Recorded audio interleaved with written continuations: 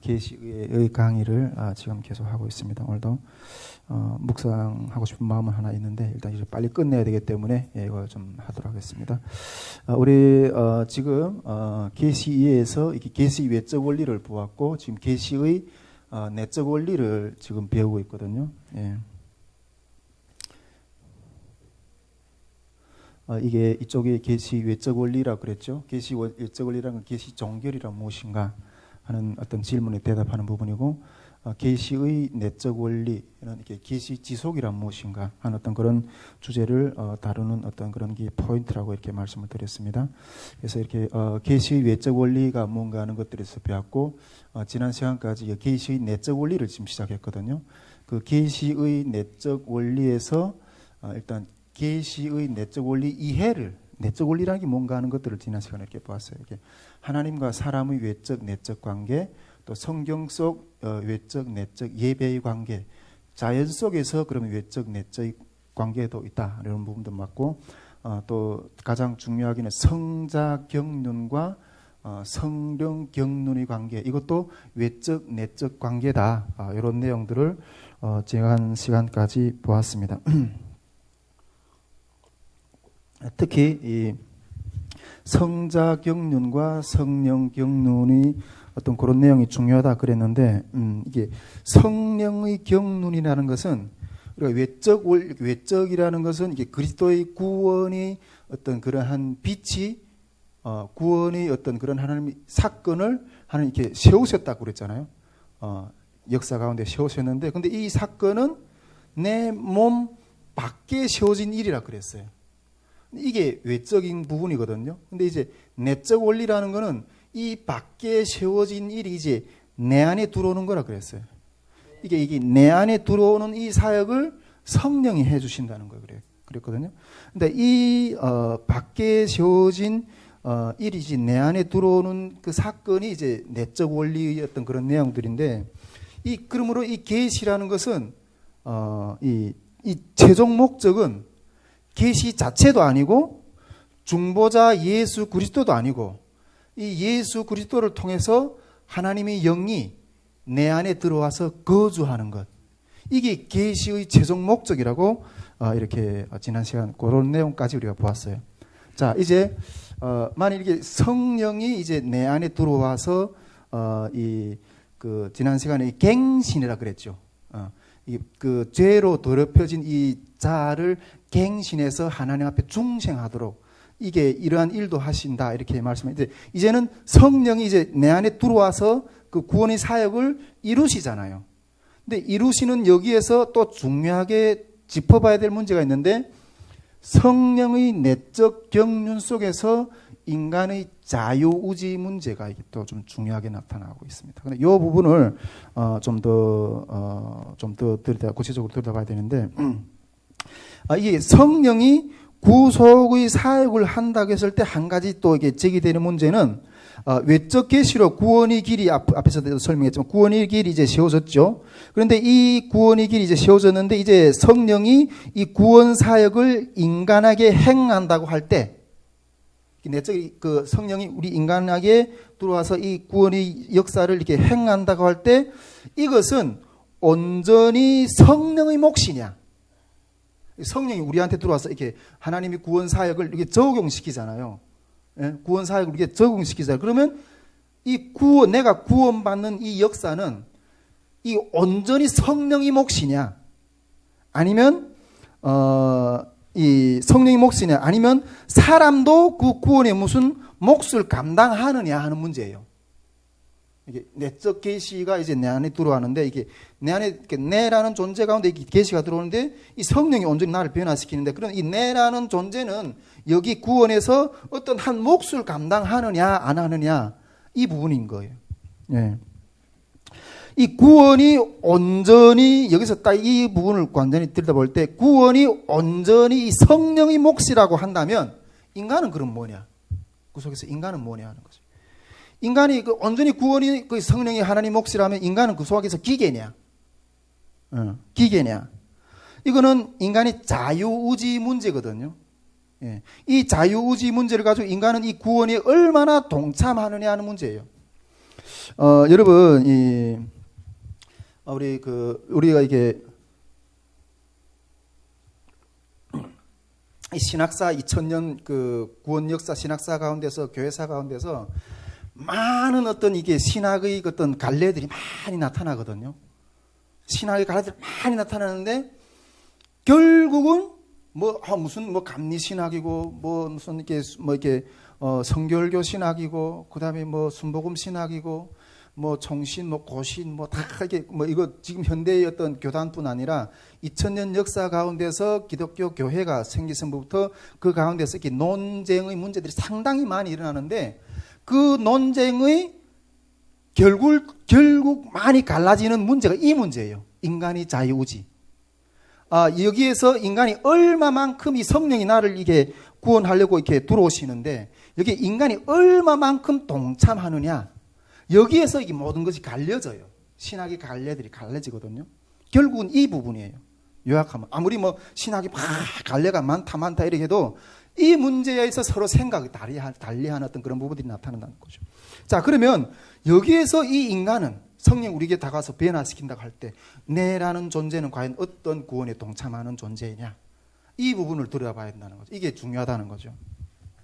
자, 이 성령의 구원 사역을 내가 받아들이는 입장에 있어서 특히 제일 큰 그 교단이 갈래 중에서 두 교단, 이게 그 카톨릭하고 개신교는 이게 입장이 달라요. 또 카톨릭하고 개신교도 이 입장이 다르지만은 이 속에서 개신교 안에서도 이 입장이 다르게 이렇게 제기를 하는 어떤 그런 신학의 뿌리들이 많아요. 그 중에서 가장 이게 그 기독교 역사 가운데 이 보편적으로 이렇게 나오는 어떤 그 신학의 어떤 그런 그 계파들이 있는데 그 중에서 대표적인 인물이 이 펠라기우스, 이름 많이 들어봤었죠. 신학 공부를 하신 분들은 좀 많이 들었을 것 같은데 펠라기우스라는 사람을 통해서 이 부분에 대한 어떤 입장이 나오고요. 그 펠라기우스의 어떤 신학 사상을 받아들이는 이어서 나오는 게 알미니안주의라고 이렇게 등장해요. 알미니안주의라고.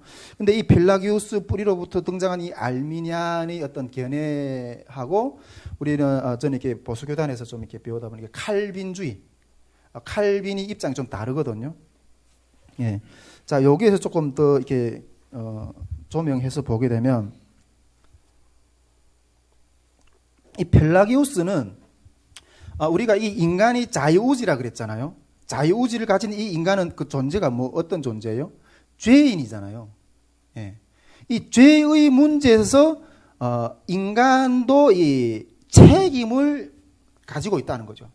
예. 책임을 논하면서 인간이 이 자유의지를 죄의 문제에 대해 책임을 감당하려면 이 인간이 자유의지를 살려줘야 돼. 예, 살려줘야 돼. 그래서 이 펠라기우스는 이 인간이 자유의지를 중립에 놓아요. 중립에. 예, 중립에 놓는데 이것을 좀 더 깊이 설명하면 아담의 범죄 후에도 이 인간의 의지는 죄에 속박이 되어 있지 않다, 이렇게 이야기하고 있어요. 죄에 속박이 되어 있지 않다. 즉 중립 상태에 되어 있다고 생각해요. 중립 상태. 즉 그럼으로써 이게 중립 상태에 되어 있다고 보면서 이 중립적인 의지, 그러니까 이 자유의지는 이 그 죄에 속박이 되어 있지 않고 이 중립적이 되어 있는데 이 중립적인 의지를 바로 사용을 하면 우리도 스스로 거룩한 삶으로 추구해 올라갈 수 있다, 이렇게 말하고 있어요. 그러므로 인해서 인간이 이 자유의지를 사용해서 거룩한 삶을 추구할 수 있고 또 구원에 이를 수 있는 그런 어떤 이 길로 나갈 수 있다, 이렇게 표현하고 있거든요. 우리 여기 감신이라든가 또 성결교단이라든가 이런 그래서 신학을 하신 분들도 완전 계시는데 이게 이렇게 인간이 이렇게 그 성결교단에서 이렇게 이야기하는 그 완전 성화를 이야기하거든요. 근데 그게 완전 성화라는 어떤 그런 부분도 좀 어떻게 생각하기에 좀 따라서 좀 해석이 다를 수 있는데 어쨌든 그 거룩한 삶을 향해서 우리도 나갈 수 있다는 거죠. 인간이 그 자유의지를 살려줌으로 인해서. 그러므로 이 하나님의 은혜에 내가 반응을 해야지 하나님 은혜도 완전한 은혜가 될 수 있고 또 이런 입장에 이렇게 서게 되는 거죠. 결국은 그 결정은 인간이 개인의 의지에 달려 있다 이렇게 말하고 있어요. 네, 어쨌든 그 의지에 달려 있다 이렇게 말하고 있어요. 그러다 보면 이게 조금 더 발전하게 되면 행위구원, 공로사상, 이게 조금 더 나가면 이게 캐톨릭에서 말하는 그 성자, 이런 것까지 나오거든. 이런 사상까지 이렇게 흘러갈 수도 있는 거죠. 근데 이 논리는 전적인 성령의 구속의 사역의 자리를 잃게 해요. 그렇죠? 인간이 구원받는 것은 전적으로 성령이 임해서 성령이 우리를 변화시켜서 이끌어가는 자리라 이렇게 생각해야 되는데, 인간이 자유의지를 살려두면 이게 성령과 인간이 이게 그 연합을 해서, 또 그러다 보니까 이 성령이 우리를 구원해 이렇게 하는 분에서 상당히 많은 부분들 자리를 내줘야 돼요.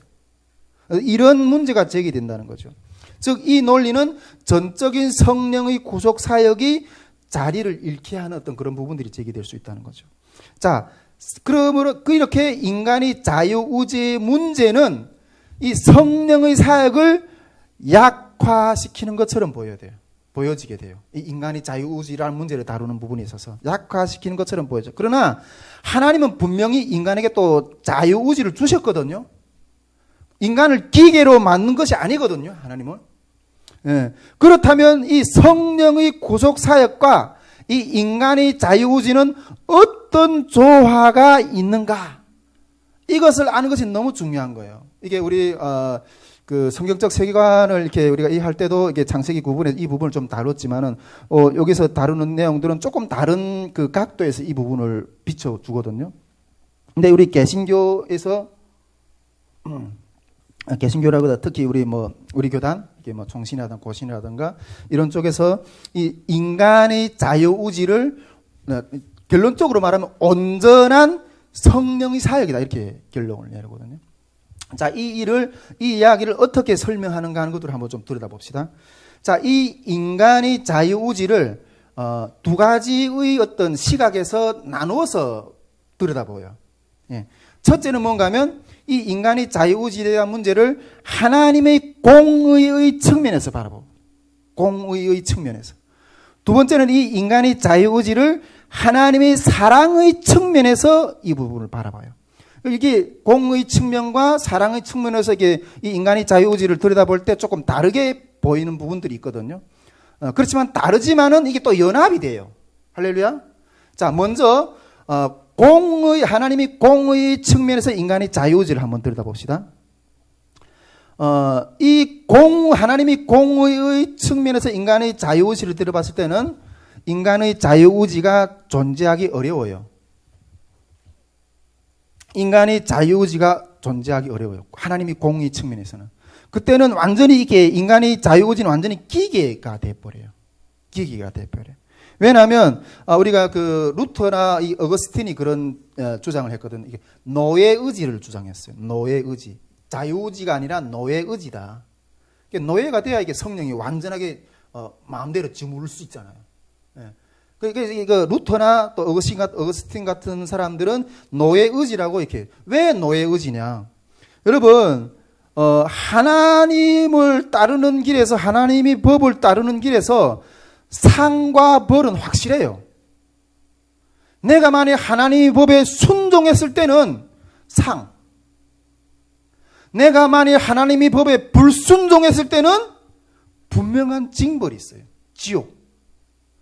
이 하나님이 네가 정말 삶을 제대로 살았느냐 안 살았느냐 하는 어떤 그런 것들을 하나님이 공의의 잣대로 가지고 판단하잖아요. 이 공의의 측면에서는 그 인간을 바라봤을 때는 인간이 잘 행했을 때는 상을 주고 인간이 잘못했을 때는 벌을 주는 거예요. 이 공의 측면에서 인간이 가지고 있는 자유의지는 그럼 뭐겠어요? 이거는 무서우니까 노예의지인 거예요. 하나님이 말씀하시면 그냥 그대로 순종할 수밖에 없는 그런 노예의지인 거예요. 천국과 지옥이 분명히 여기에서는 드러나기 때문에 내 의지를 가지고는 이걸 할 수가 없어요. 철저히 노예의지인 거예요. 공의의 면에서 봤을 때는. 그래서 두려움으로 막 떠는 거죠. 자, 그렇다면 우리 이 인간의 자유의지를 하나님의 사랑의 측면에서 한번 들여다봅시다. 사랑의 측면에서. 인간의 자유의지는 하나님의 사랑의 측면에서는 이 인간의 자유의지는 아름다운 연인의 모습이에요. 연인의 모습이라는 거죠. 하나님과 사람의 관계는 하나님은 사람과 관계를 하려고 할 때 법과 제도와 뭐 상과 벌, 노예, 굴종, 종의 관계 이런 식으로 하나님이 우리 사람과 또 자기 자녀들하고 관계하기를 원치 않으시거든요. 할렐루야. 예. 이런 식으로는 하나님이 재미없어요. 사람들하고 이렇게 교제하는 게 재미없어요. 내가 하란 대로 하는, 어떤 때는 솔직히 그래요. 솔직히 저도 이렇게 성교회를 운영하다 보니까 맨날 요즘에는 순종을 강요하잖아요. 순종을 강요하니까 다 순종을 통해서 이렇게 나오는 사람들 보면 너무 편한 거지. 와, 멋있고. 근데 재미없어. 어떤 때는 이게 불순종도 좀 있고, 이게 이런 그런 것도 있고, 왜 불순종이 있어요? 자기 생각이 있기 때문에. 그런 것들을 가지고 이렇게 막 이기는. 근데 그런 것 가운데서 내 마음은 이렇다, 네 마음은 어떻냐, 이런 것들을 서로 나누는 이런 관계. 이래야 재미있는 거예요. 그냥 이렇게 요구하는 것에 다 순종하면 이게 재미없다는 거예요. 예. 그래서 이게 하나님은 이게 재미있다는 이건 인격적인 관계거든요. 할렐루야. 이건 인격적인 관계예요. 하나님은 사람과의 관계에서 이런 인격적인 관계를 원하신다는 거예요. 그래서 자유의지를 허락하셨다는 거예요. 할렐루야. 예, 자유의지를 허락하셨다는 거예요. 근데 여기서 이 자유의지는 자원에서, 이 자유의지를 가진 인간이 자원에서 하나님을 사랑하는 관계. 내가 무서워서 하나님이 복종하는 것이 아니라 자원에서 하나님을 내가 사랑하기 때문에 나와 사랑하는 관계. 예. 이러한 자유의지가 있기 때문에 이러한 인격적인 관계가 형성이 된다는 거예요. 이래야지 하나님과 인간 사이 관계는 아름답다는 거예요. 할렐루야. 그래서 이 신앙생활이라는 것은 이 자유의지로 자원에서 나아가는 관계예요. 근데 이때 나가는 만남은 너무나도 아름다운 관계라는 거죠. 여러분, 우리가 자원하는 것들이 어떤 요소들이 있어요? 헌금한다. 이렇게 기도 모임에 이렇게 오늘 다 이렇게 나오셨잖아요. 이렇게 우리 황영관 선생님도 어디에 일어났어요. 2시간 넘게 우리 또 세훈이 간사님도 2시간 넘게 그 먼 길을 이렇게 기도 모임 나오시잖아요. 근데 이건 자원에서 나오는 거지. 내가 이렇게 강압적으로 나오는 게 아니잖아요. 할렐루야. 섬김도 토요일 날에 우리 이렇게 영어 도서관 사역하고 다 이 섬김도 다 자원에서 나오는 어떤 그런 섬김이잖아요. 여기는 어떤 강압적인 요구가 없어요. 그냥 감동이 되어서 나오는 섬김이고 감동이 되어서 드리는 헌금이고 이러할 때 하나님은 그걸 기쁘게 받으세요. 할렐루야. 예. 즉 이 모습을 어떤 그런 모습 가운데서 그 구원이 하나님을 자원해서 따르는 어떤 그런 모습이라는 거죠. 다 마찬가지겠지만 저도 자원해서 이렇게 이 삶을 주님 앞에 던지는 거고 북한 선교의 길에 이렇게 던지는 거고 그러는 거죠. 이렇게 대부분 어떤 분들은 이렇게 그렇게 이야기를. 중국에 있을 때는 좀 그게 조금 이렇게 좀 두려웠었는데 우리 중국에 있을 때 우리 선교사님 밑에서 이렇게 막 이렇게 공부하면서 우리는 처음에는 거기에서 이게 그냥 있을 곳이 없어서 그냥 그 밑에 갔잖아요. 근데 선교사님들이 목적이 뭐냐 하니까 너희들을 잘 훈련시켜서 북한에 파송시키려고 이렇게 한다 이러는 거예요. 근데 속으로는 우리가 대포밥이냐? 대포밥이냐? 가겠으면 너네나 가라. 그 죽음이 사지 내가 왜 가? 확실히 하나님에 대해서 이렇게 반응을 못한 어떤 그런 만남이 없었을 때는 그런 식으로 생각했거든요. 지금도 솔직히 막 다 이렇게 여기 한국에 나와서 이렇게 막 목회를 준비하고 이러 하는 사람들은 나중에 북한의 문이 열리면 북한에 가겠다고 막 이렇게 하잖아요. 진짜 가겠네요? 물어봐요. 왜 가요? 실제 인간적으로 하면 안 가지. 왜 가고 싶겠어요? 아니 여기 다 이게 이게 살기 좋은 어떤 그런 이게 문화적인 뭐 삶의 인프라가 다 깔려져 있는 이런 풍요로운 이 땅에서 내가 정말 자원하면서 이렇게 살아가지. 왜 그 척박한 땅, 목숨을 혹시 어떤 잘못하면 목숨도 잃을 수밖에 없는 어떤 그런 땅에 가서 내가 복음 전도를 하겠어요. 그런데 간다는 거는 이거는 자원에서 가는 거예요. 할렐루야. 누가 강요하지 않았어요. 자원에서 간다는 거예요.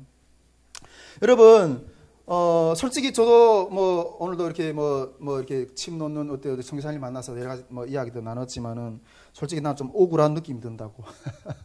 억울한 느낌이 든다고. 왜 하나님 내 삶을 다 이렇게 하나님께 그냥 바치라고 나는 내 삶을 전혀 이렇게 누리지 못하고 막 이런지 조금 억울한 마음이 든다고 이렇게 농담 삼아 그런 이야기 좀 했는데, 이런 자원에서 하기 때문에 여러분 뭐 아무런 보수도 바라지 않고 그냥 이렇게 자원한다는 게, 근데 여기서는 정말 너무나도 이런 마음을 하나님이 기뻐 받으시는 거예요. 자원에서 받는 마음.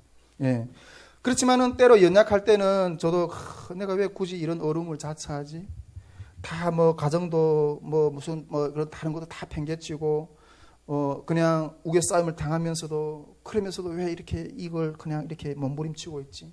어떤 이런 그 마음이 종종 들 때도 있어요. 때로는 내 스스로 혼자서 뭐 내 입 하나 건사할 수 있는 능력도 얼마든지 충분하겠는데 왜 나는 다른 사람들이 그렇게 막 이렇게 그냥 이렇게 째려보는 어떤 너는 왜 그런 정도밖에 안 돼? 이런 시야 뭐 이런 시각을 이런 눈초리를 받으면서 이렇게 쭈그러들어 사야 돼? 이렇게 믿음이 없을 때는 이렇게 막 고민하면서도 그러면서도 그걸 감수하면서도 이 길을 가는 것, 자원한다는 게. 할렐루야. 예. 그러면서도 이 길을 간다는 거죠. 그러나 이 자원에서 끝까지 걸어갈 수 있는 것은 하나님이 성령이 우리에게 소망을 주고 기쁨을 주고 부르심을 주시기 때문에 가는 거예요. 할렐루야. 예. 더 나은 것을 얻기 위해서 지금의 이 잠깐의 고통은 그냥 감수하면서 가는 거죠. 여러분, 이 길을 걷게 하는 하나님이 은혜의 주시는 그 자리를 저는 솔직히 포기하고 싶지 않아요.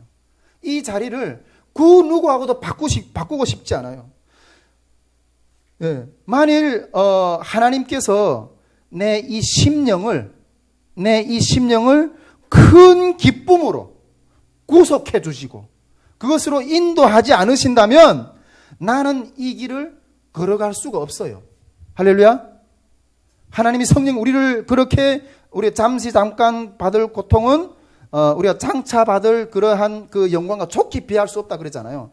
그 하나님의 그 부르심, 그 구속하심의 그 기쁨을 나한테 주시지 않는다면 나는 이 길을 완주할 수가 없는 거예요. 그러면 여러분, 내가 지금 이 길을 걸어가는 것은 내가 자원해서 걸어가기는 하는 건데 나는 가기 싫어. 그 가운데서도 막 그런 갈등을 가지고 있어. 그러나 하나님이 구원이 기쁨을 주시고 네가 이 고비를 넘어가면 그 앞에 있는 하나님의 영광의 그 소망을 보여주기 때문에 그걸 얻기 위해서 나는 또 그걸 향해서 나가거든요. 그럼 여러분, 이 상태는 내가 간 것입니까? 그런 마음 가운데서 내가 북한 선교기를 씨름하면서 가는 건데 이런 상태는 내가 간 것입니까? 내가 간 것입니까? 내가 간 것이 맞죠. 왜? 내가 이런 고난 가운데서 있으면 내가 감수하면서 나는 갔거든요. 그런데 그 가운데서 나는 왜 갔어요? 하나님이 나를 사랑하시고 그 앞에 있는 영광의 그 빛을 보고 그것을 더 얻기 위해서 내가 나간 거지요. 이것은 내가 간 것이지만은 솔직히 하나님이 그 앞에 있는 영광을 보여주지 않는다면 내가 갈 수 있어요? 못 가죠. 그러므로 이것은 내가 간 것입니까? 아니죠. 성령님이 가게 하신 거예요. 할렐루야. 이건 내가 갔지만은 내가 간 것이 아니고 하나님이 나를 가게 하신 것이라. 양말이 다 어울리게 되는 거죠. 즉 이 말은 나는 인간이 자유의지가 하나님이 사랑의 측면에서 이 인간의 자유의지는 인격적인 연인적인 실체이고 그런 사랑의 스토리라는 거예요. 즉 구원은 성령이 부어주시는 은혜로부터 오는 것이라는 거예요. 할렐루야. 이 성령의 경륜 속에서 인간의 자유의지는 스스로 구원을 이루는 독자가 아니에요. 스스로 구원을 이루는 독자가 아니에요. 이 성령의 경륜 속에서 인간의 자유의지는 하나님의 사랑에 순응하는 연인이에요. 할렐루야. 내가 갔지만은 결코 그것이 내가 간 것이 아니고 하나님이 나에게 힘 주셔서 간 것이기 때문에 서로 사랑하기 때문에 내가 가는 거예요. 할렐루야. 내가 아무리 어렵다고 할지라도 내가 사랑하는 지체가 있다. 내가 사랑하는 연인이 있다. 이러면 하늘의 별이라도 따서 주잖아요.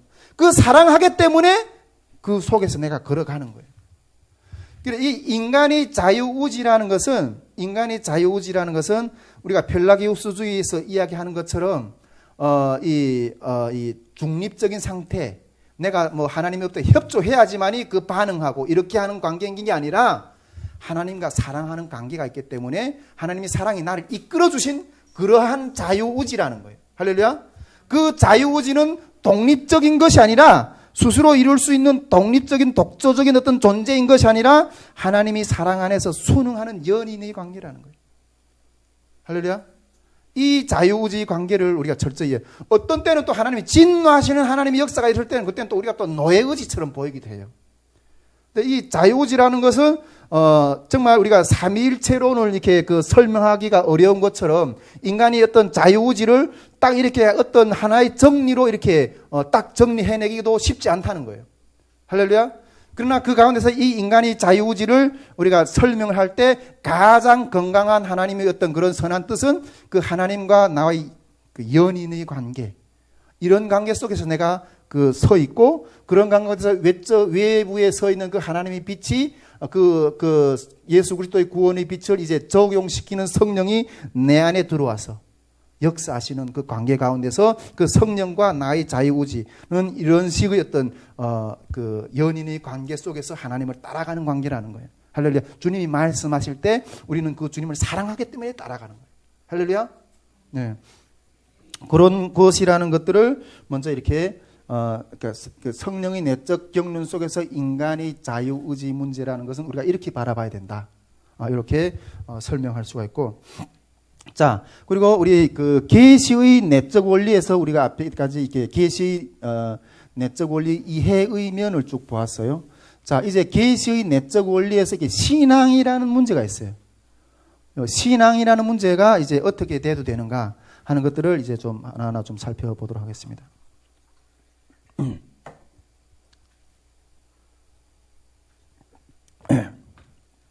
자, 이게 신앙이라는 것은 어떻게 하게 되는가 하는 것들을 보기 전에 이게 신앙에 대해서 할 때 이게 먼저 신앙이라는 주제를 다루기 전에 신앙이라는 그 신앙의 개념을 개관하는 문제를 좀 보고, 그 신앙의 개념 개관 안에서도 신앙에 필요한 환경, 이미와 아직의 개념에 대해서 좀 보도록 하겠습니다. 그 다음에 그 신앙 안에서 내적 원리의 기관이 어떤 것인가, 또 신앙의 그러면 수단이 뭔가 하는 내용들을 보고, 또 신앙의 계시의 수용과 자녀됨의 어떤 모습에 대해서 볼 거예요. 그리고 신앙의 대상, 또 신앙의 확신, 또 이런 내용들로 이렇게 쭉 이어서 좀 보도록 하겠습니다. 자, 먼저 신앙의 개념에 대해서 좀 이렇게 개념 개관에 대해서 볼 건데, 개념 개관에서 첫째로 신앙이 필요한 환경에 대해서 좀 먼저 들여다보겠습니다. 이때 중요한 개념이 뭔가 하면 이미와 아직의 개념이라는 거예요. 이미와 아직의 개념.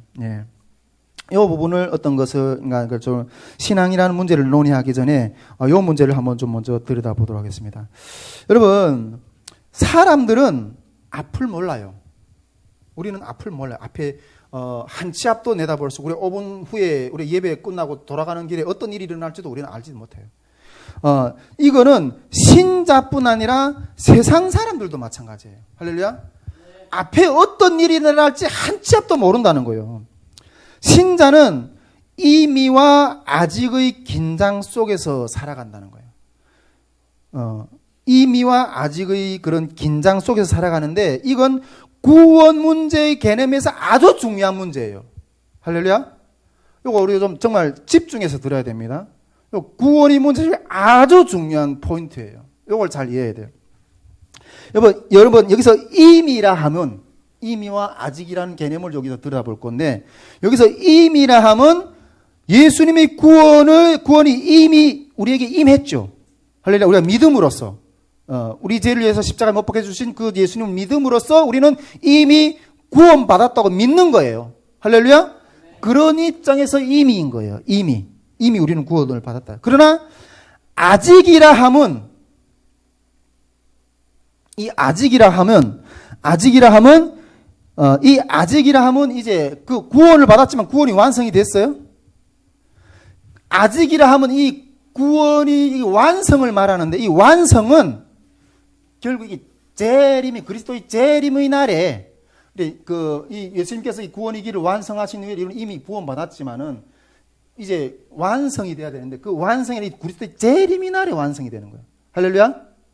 이 재림의 날에 이 완성이 되어야 되는데 아직 완성이 되지도 않아요. 그러므로 우리는 이미와 아직의 사이에서 그 긴장한 공간 가운데 있는 거예요. 이미와 요 아직의 사이, 이 긴장한 공간 가운데서 살아가는 거예요.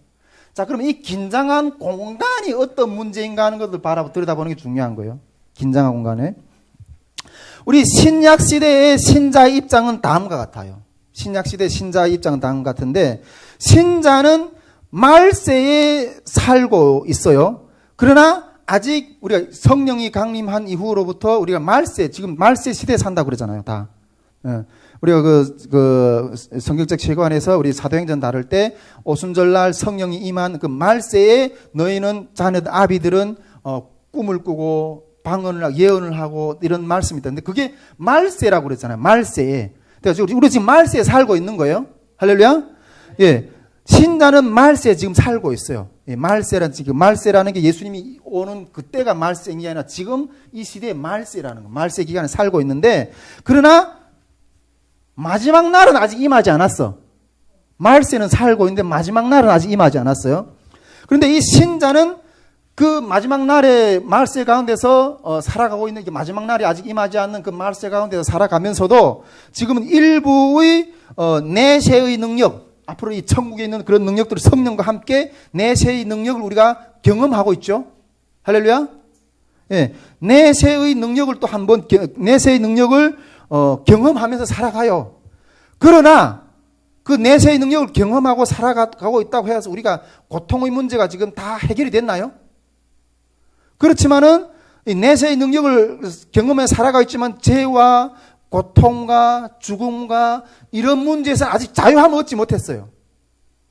맞죠? 아직 자유함을 얻지 못했어요. 신자는 성령의 첫 열매를 가졌지만은, 그러나 최종적인 구속의 날을 기다려요. 할렐루야.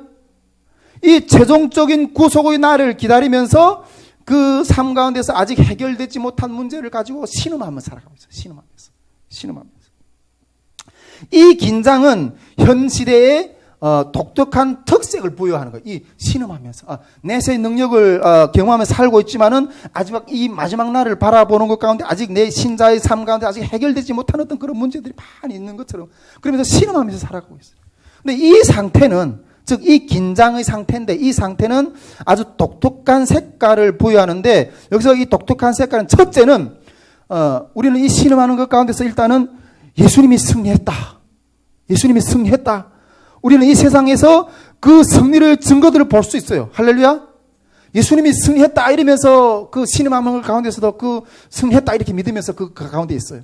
그러면서 때로는 그 승리의 증거들을 하나님 보여주기도 하시고. 예. 그러나 최종적인 완성이 아직 이루어지지 않았잖아요.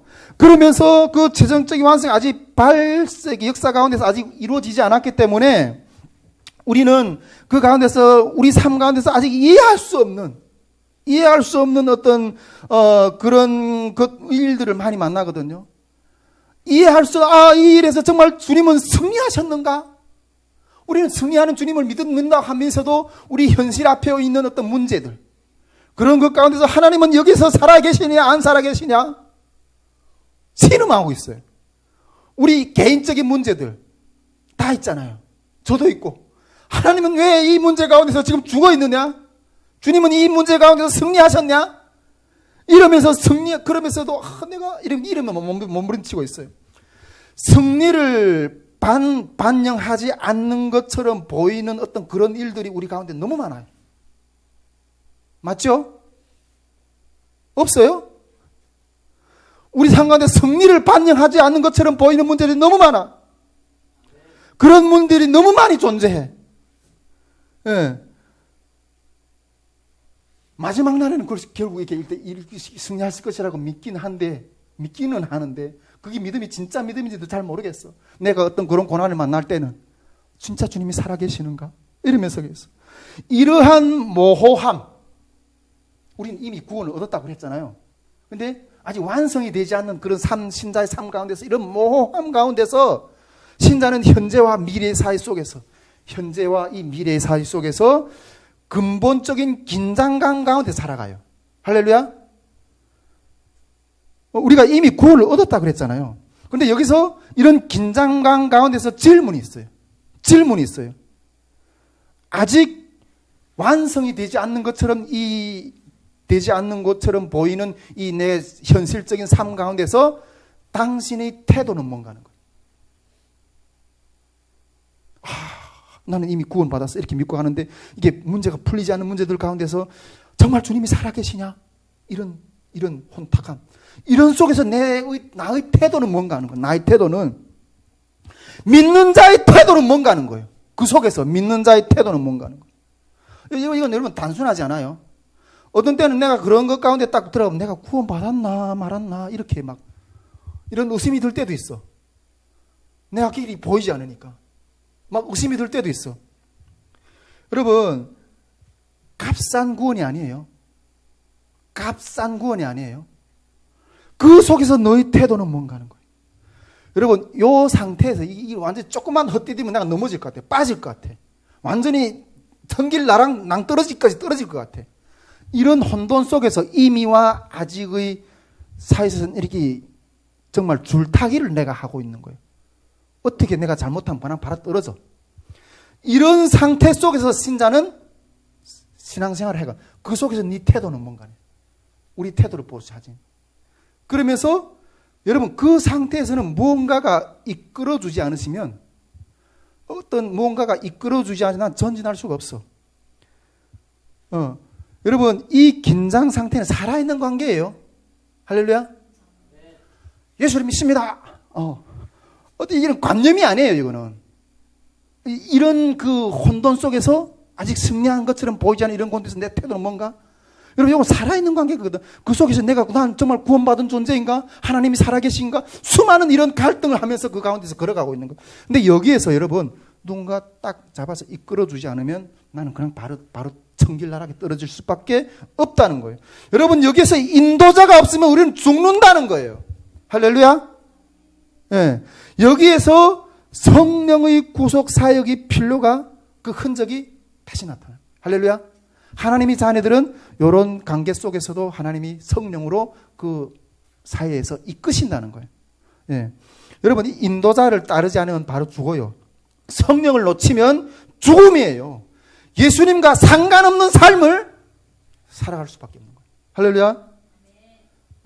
여기서 이쯤에서 제가 간증을 조금 하게 되면, 제가 그 중국에서 미션홈에서 이렇게 공부할 때, 처음에 딱 들어갔는데 얼마 안 있다가 우리 신수련 우리 선교사님도 중국 그 선교 활동을 해봐서 아시겠지만은, 우리 황영 간사님도 중국에서 살아봤고, 이 중국 공안들이 계속 호자서도 아니고 막 이러잖아요.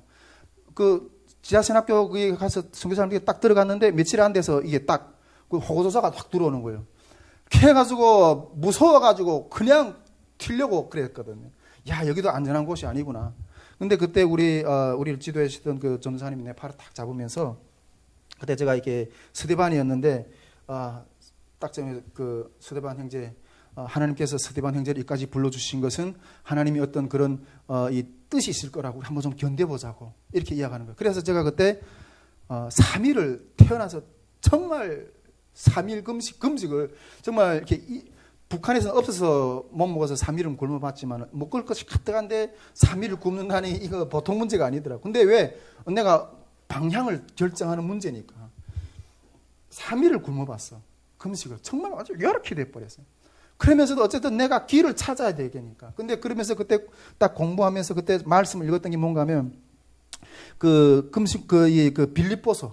빌립보서를 그때 딱 읽는데 빌립보서 여러분 빌립보서는 그 사도 바울이 이 감옥에서 쓴 글이잖아요.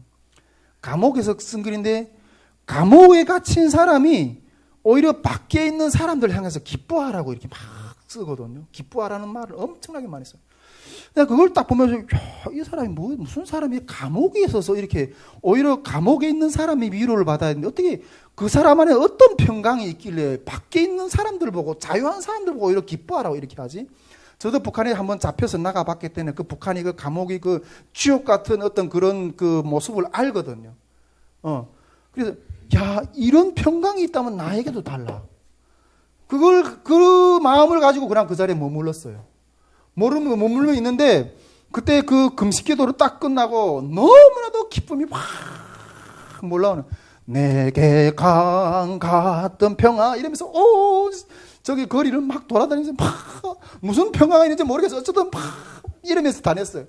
근데 그때 하나님이 주셨던 말씀이 뭔가 하면 그 요한복음 21장 18절 말씀이었어요. 제가 읽어드리면 내가 진실로 진실로 너에게 이르노니 내가 젊어서는 스스로 띠띠고 원하는 곳으로 다녔거니와 늙어서는 내 팔을 벌리고 내가 띠를 띄우고 원치 않은 곳으로 데려가겠다 이러는 거예요. 이거는 그 예수님이 그 베드로의 마지막에 대해서 예언하시는 말씀이잖아요. 근데 나는 그때 뭐 성경이라는 건 처음 뭐 그냥 접해봤는데 갑자기 이 말씀을 그냥 훅 주시는 거예요. 근데 이 말씀이 무슨 뜻인지도 몰랐어. 근데 내게 들어오는 건 뭔가 하면 내가 원치 않은 곳으로 데려가겠대. 어쨌든 누군가 나를 인도해 주겠다는 것으로 그냥 다가오는 거예요. 와, 그렇구나. 여러분, 중국에서 말도 모르고, 삶이 어떤 기반도 없고, 어떻게 살아가야 되는지 그 젊은 나이에, 병이 걸려서 막 그런 어떤 죽을 고비를 그런 상황 가운데서 누군가가 나를 인도해 주겠대.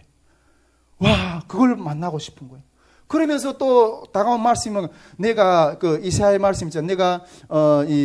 내가 이게 고생의 물과 어떤 인생의 채찍으로 때리지만 너의 스승은 다시 없어지지 않겠다. 나를 누군가가 멘토를 해서 이 알 수 없는 길을 이끌어 주겠다는 어떤 그 말씀이 확 오는 거예요. 그래서 그냥 그 말씀 받고 그게 3년 반 동안 몸부림쳤어요. 그게 머물렀다니까요. 여러분, 우리가 이 이미와 아직의 사이에서 그 방황하는 이 문제 가운데 하나님이 살아계시는가? 이 문제 가운데 그 가운데 내 태도는 어떤 것인가? 여러분 이런 넘어질 수밖에 없는 상황 가운데 하나님이 이렇게 나를 딱 끌어주는 그거 없으면 죽어요. 영적으로 바로 죽어요. 아까 우리 양동 집사님이 당신은 살아있는 사람입니까? 죽어있는 사람입니까? 이렇게 질문. 여러분 죽어요. 그걸 놓치면 죽어요. 생명이 끝이에요. 이 모함 속에서 성령의 그 사역이 개입돼야 되는 근거가 여기 나오는 거예요. 할렐루야. 성령이 개입돼야 되는 근거가 여기가 나오는 거예요. 이 모함의 여러분 또 다른 측면이 있는데 이 이미와 아직 사이에서 이 모함의 또 다른 측면이 있는데 이거는 하나님이 허락하신 거예요. 우리가 지금 우리 그런 문제들 있죠. 나는 어떻게 해야 돼? 근데 이 모함 근데 이거 하나님이 허락하셨다니까. 이 모함을. 왜 허락하셨냐? 하나님의 입장에서는 다 잘해주면 어떻게 네 속마음을 알아요? 다 이렇게 네가 진짜 나를 따라오느냐 보고 계시는 거예요. 그 모함 속에서 진짜 나를 따라오느냐 모함 속에서 그 보고 계시는 거예요. 하나님. 그 태도 아까 내가 그 모함 속 당신의 태도는 뭔가? 예수 그리스도 우리 주님이 승리하실 줄 믿습니다. 믿음으로. 이게 믿음이라는 거죠. 여러분 우리 가나안 이스라엘 백성들이 가나안 땅에 들어갔잖아요. 근데 하나님이 일부 족속들을 쫓아내지 않으셨잖아요. 남겨두셨잖아요. 몰아내지 않는 것은 하나님이 너희들이 나를 따르느냐 안 따르느냐 시험코자 합니다. 여러분 에덴 동산에 하나님이 왜 좀 선악과를 없이 놓고 그냥 좀 잘 살게 하면 안 돼요? 왜 굳이 거기다 선악과를 심어놔가지고 우리를 이렇게 괴롭혀요? 우리 삶 가운데서 그런 선악과, 그런 모함 속에서 하나님이 법을 따르느냐. 그런 것들이 있다. 테스트가 있다는 거예요. 그 가운데서 왕권. 여러분 뭐 다 잘 돼 있는 가운데서 왕권을 선포하는 건 누가 못하겠어요. 할렐루야. 정말 왕처럼 보이지 않는 그런 것 가운데서 하나님은 왕이십니다. 그게 그 태도를 보고 싶은 거예요, 하나님이. 근데 이 긴장 속에서 신자를 이끄는 것은 가운데서 신자 가운데 드러나는 것이 신앙이라는 거예요. 할렐루야. 이미와 그 아직의 긴장 속에서 나타나는 것이 사람이 그 신자 가운데 나타나는 게 신앙이라는 거예요. 신앙. 예. 이게 신앙의 배경이에요. 우리가 신앙한다, 뭐 이런 것을 하는데, 이게 신앙의 배경이라는 거예요. 예. 자, 이게 신앙의 배경이고요. 자, 우리 신앙의 배경에 대해서, 이렇게 이미와 아직의 개념 속에서 신앙이 필요한 환경에 대해서 이야기를 나눴어요. 예. 이런 말이고, 그 다음, 자, 그러면 신앙의 내적, 원리 기관. 신앙은 이렇게, 우리가 이 내적, 지금, 계시의 내적 원리를 배우고 있잖아요. 근데 이 신앙이라는 것은 우리 내적 원리 기관인데, 그 부분에 대해서 한번 좀 또 들여다보도록 하겠습니다. 이 성경은 하나님의 계시가 우리에게 알려지는 성향을 신앙이라는 이름으로 이렇게 지정하고 있어요. 이것은 예수님의 예수 그리스도의 어떤 주관적, 객관적, 주관적인 것의 내적으로 중심의 개념으로 잡히는 어떤 그런 표현이거든요. 신앙이라는 것은. 예, 그런 표현인데, 이 신앙이라는 단어는 그 헬라어로 이렇게 피스티스라고 이렇게 말하고 있는데, 이는 믿는다, 뭐 헌신하다, 신뢰하다, 확신하다 어떤 그런 의미를 담고 있어요. 이게 신앙의 내적 원리 기관이라고 이렇게 말하고 있습니다. 자, 그러면 다 이렇게 신앙의 수단. 그럼 이런 신앙이라는 게 우리 그런 그 상태인데, 그러면 이 신앙이라는 것은 어떤 수단을 가지고 있느냐? 이 문제를 좀 더 들여다보면, 우리는 신앙을 통해서 얻으려는 것이 뭐예요? 우리가 신앙을 통해서 얻으려는 것이 무엇이에요? 앞날에 대한 확신이에요. 할렐루야? 예수 그리스도를 믿고 따라가는 그 앞날에 대한 확신을 이 신앙을 통해서 얻고 싶은 거예요. 이 모호함이 존재하는 이 이미와 아직의 사이에서 이 모호함 그 가운데서 존재하는 것과 이 불안, 근심 가운데 이런 것들이 감정들이 있는데, 이 신앙을 통해서 우리가 얻으려고 하는 것은 앞날에 대한 확신이에요. 앞날에 대한 확신. 여기서 이 확신은 이제 뒤에 가서 좀 더 다음 시간에 좀 더 깊이 이 확신이, 신앙의 확신이라는 게 뭔가, 이거 엄청난 주제예요. 이 신앙의 확신이라는 게 뭔가를 또 들어볼 건데, 제가 참 이게 좀 정말 미안한데, 우리 뭐 예수님만교회 우리 청년들하고 같이 이렇게 또 교제도 해보고 또 이렇게 하는데, 좀 솔직히 뭐 다음 시간 좀 더 깊이 이야기했지만 좀 충격이었어요. 구원이 확신이 없어. 와, 나 이 다 예수님이 꽉 차서 이러잖아요. 이 한국 교회 지금 뭐 1000만 그리스도인이라잖아요. 난 다 그렇게 믿는 사람처럼 보였거든요. 이 구원이 확신이 없어. 와, 깜짝 놀랐어. 여러분, 이것이 어떤 문제인가는 뒤에서 좀 더 논할 거예요. 이 확신이라는 건 뭔가? 구원이 확신. 우리가 이거 이단들도 뭐 네가 구원 받았냐, 네 확신 있냐, 이런 이 문제를 질문하거든요. 이 부분이 어떤가는 아주 뒤에서 이렇게 볼 건데, 자, 일단 우리가 이게 신앙의 수단으로서 이런 신앙이라는 개념이 이제 어떤 수단을 가지고 있는가 하는 것들을 좀 들여다볼 건데, 이것은 이게 신앙의 확신은 사람이라는 이 확신을 얻는 그 확신을 통해서 신앙을 통해서 앞날에 대한 확신을 얻으려고 하는 것이라고 그랬잖아요. 그런데 이 사람의 확신을 얻는 것에는 두 가지가 있어요. 확신을 얻는 두 가지가 있어요. 첫째는 증명을 통한 확신이에요. 두 번째는 직관을 통한 확신이에요. 직관을. 여기서 먼저 이게 증명을 통한 확신은 사람들은 어떤 일을 할 때 판단하고 또 학문의 수단, 또 그리고 인간의 지각, 경험, 논리적인 추론을 통해서 그걸 증명을 해내요. 어떤 문제를. 지금 우리가 정말 우리 뭐 머리 아프다고 하지만 이 계시의 이해에 대해 쫙 배우잖아요. 계시라는 건 뭐냐? 이게 이러이러한 원리를 위해서 이렇게 나온 것이 계시다. 이게 원리다. 근데 이런 지적인 어떤 그런 부분들을 통해서 증명을 통해서 정말 그렇구나. 이런 지적인 동의를 통해서 얻어지는 확신. 할렐루야? 이게 첫 번째 확신이라는 거예요. 자, 그리고 직관적인 확신이 있어요. 이 신앙의 수단에 직관적인 확신이 있는데, 이 직관적인 확신은, 그러나 이 신앙이라는 것, 즉, 믿는다는 것은 즉각적, 직접적인 통찰을 의지한다는 거예요. 이 직관이라는 것은. 예. 어떤 이게 논리적인 증명이나 이런 것들이 아니라, 이 히브리서 보면, 히브리서 11장 1절은 믿음은 바라는 것들이 실상이요, 보이지 않는 것들이 증거니, 이렇게 말씀하고 있어요. 할렐루야? 히브리서 11장의 그 모든 믿음을 따라 살아간 사람들이 그 기록들이 쫙 위대한 사람들이 구름같이 허다한 증인들이었던 그런 증거들이 있잖아요. 예. 근데 이러한 믿는다는 그들은 즉각적, 직접적인 통찰을 의지한 믿음은 바라는 것들이 실상, 즉 이거는 직관, 직접적으로 획득된 확실성이에요. 할렐루야? 우리는 신앙을 통해서 앞날에 대한 확신을 얻으려고 한다 그러잖아요. 근데 이 직관을 통해서 확신을 얻는다는 거예요.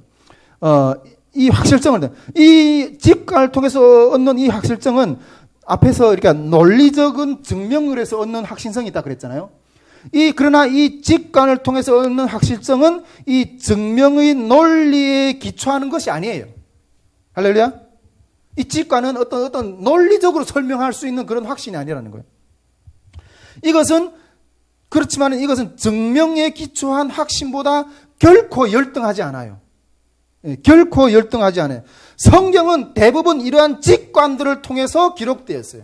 하나님의 성령의 영감을 통해서 기록된 거예요. 예, 영감을 통해서 대부분 여러분, 이런 이 신앙이라는 것은 이 자연적인 인간의 본성을 초월하는 자연적인 사람에게 보이지 못하는 어떤 그런 것들을 보는 세계라는 거예요. 예.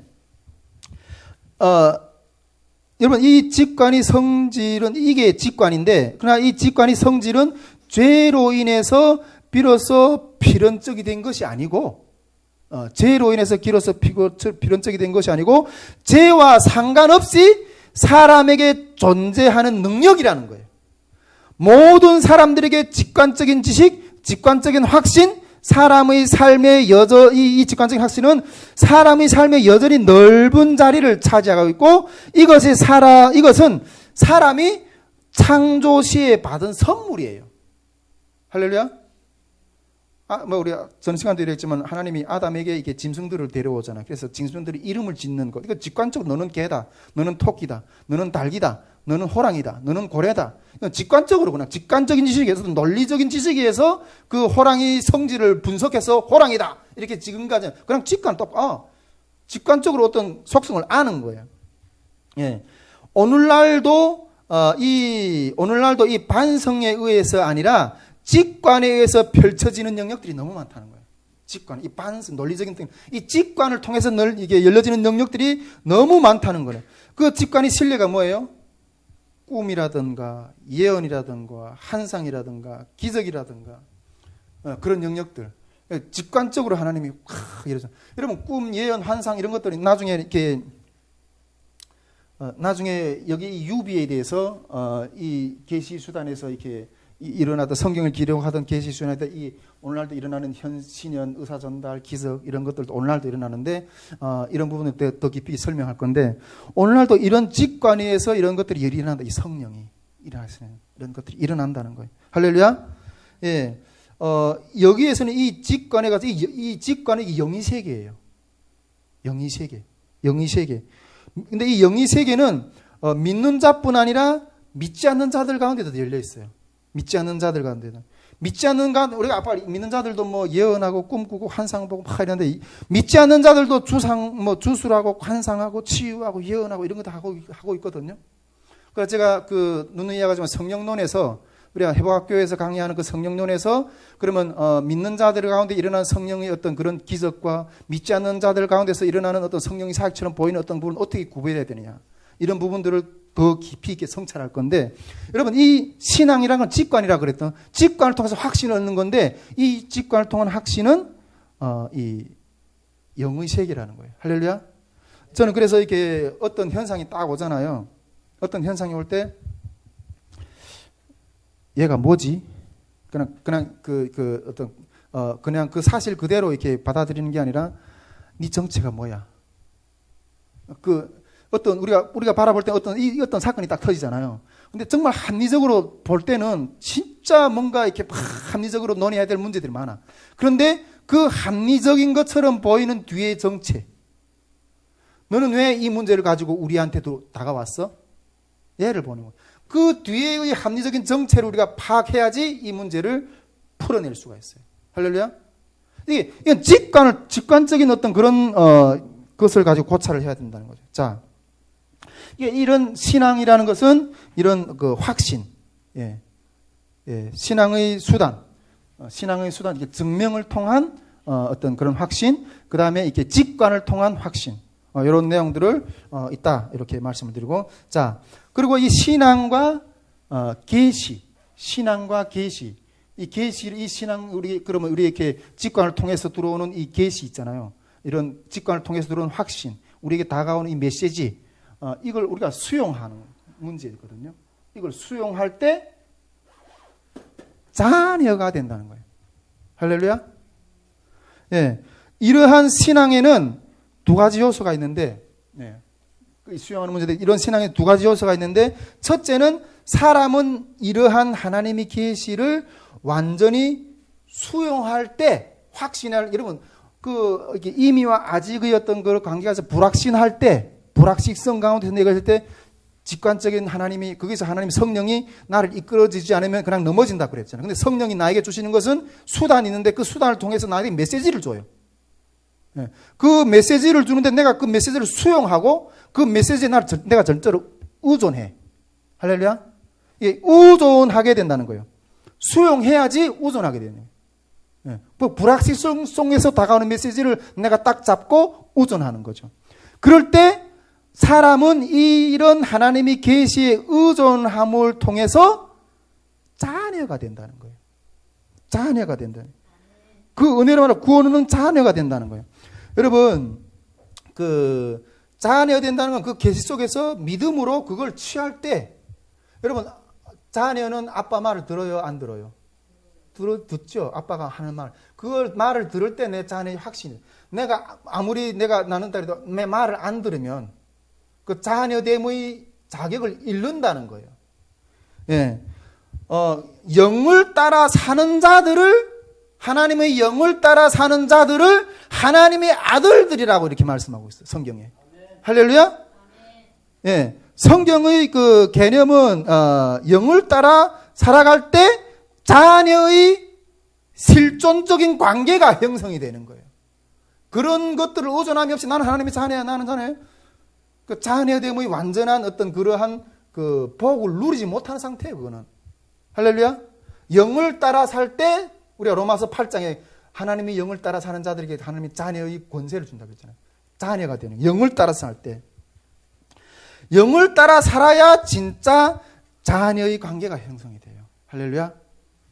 자, 요게 그 신앙의 개념 어떤 그런 개관이었고, 자, 그러면 이런 신앙의 대상에 대해서 한번 좀 봅시다. 신앙의 대상. 우리가 신앙을 할 때 그 이미와 아직 사이에서 이렇게 할 때 하나님이 영이 이렇게 와서 나를 이렇게 이끌어 가잖아요.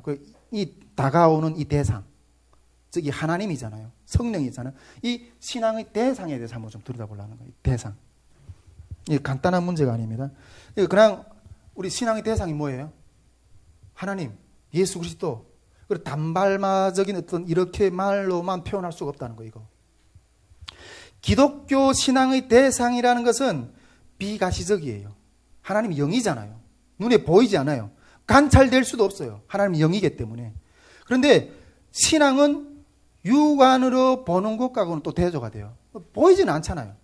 그러나 그 보이지 않는 영역을 믿는 거예요. 믿는 거예요.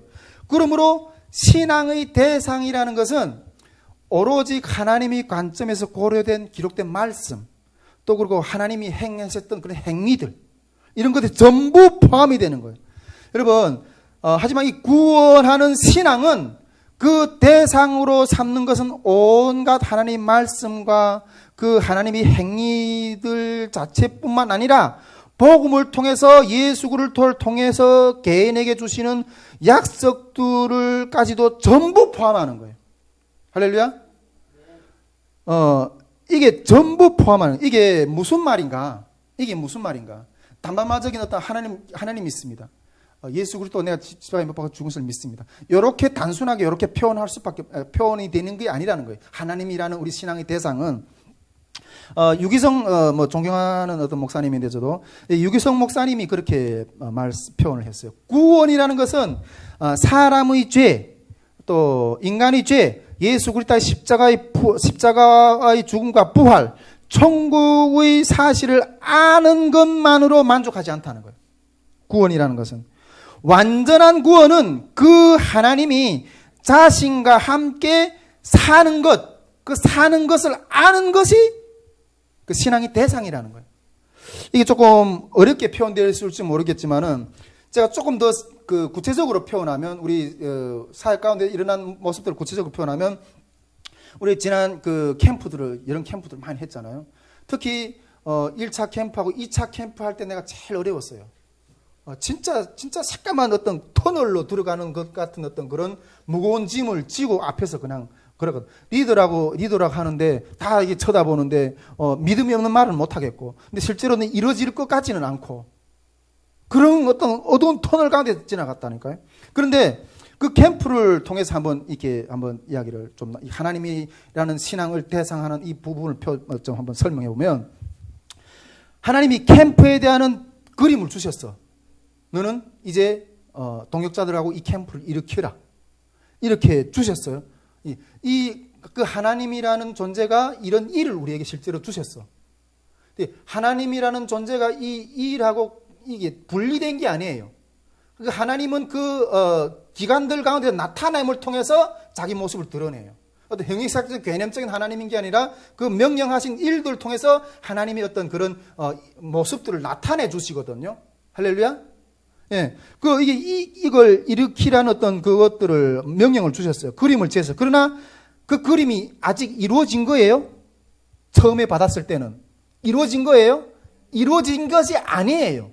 그런데 그것을 가지고 믿음으로 나아갔을 때 캠프가 이루어졌어. 즉 뭐라 하면 하나님이 주신 그림과 그것을 이루어 가신 그 완성된 과정, 이 전체가 이 대상이라는 거예요. 우리가 믿는 신앙하는 대상. 할렐루야. 그러니까 이거 다른 말로 말하면 하나님이 우리를 구원하셨습니다. 그러니까 이렇게 말하는 게 아니라 그 구원하셨다는 말을 믿고 그것을 향해서 보이지 않지만 걸어가는 그 여정, 나를 그 가운데서 이끌어 가시고 그 가운데 나타나시는 하나님, 그리고 그 종국에는 그 가운데 도착하게 하시고 승리하게 했을 그 하나님, 그 전부라는 거, 이 대상, 신앙의 대상이라는 게. 할렐루야. 그림과 그 과정, 이 모두가 신앙의 대상이에요. 할렐루야. 그러므로 우리 가정 가운데 있는 그 모든 기도 제목들을 올려드리면서 기도 가운데 응답하고 이렇게 한 그 전부가 우리 신앙이에요. 그게 신앙의 그 문제를 우리가 그 문제를 해결해 줄 수 있는 대상을 바라보면서 나아가는 거예요. 그 욥이 그러잖아요. 내가 전에는 듣기만 했더니 이제 내 눈으로 보나이다. 이 전체의 과정이라는 거예요. 신앙의 대상이라는 게 그냥 단순하게 하나님, 우리는 그 하나님을 믿습니다. 이게 아니라 그 하나님과 우리 가운데 역사하시는 나타내시는 그 하나님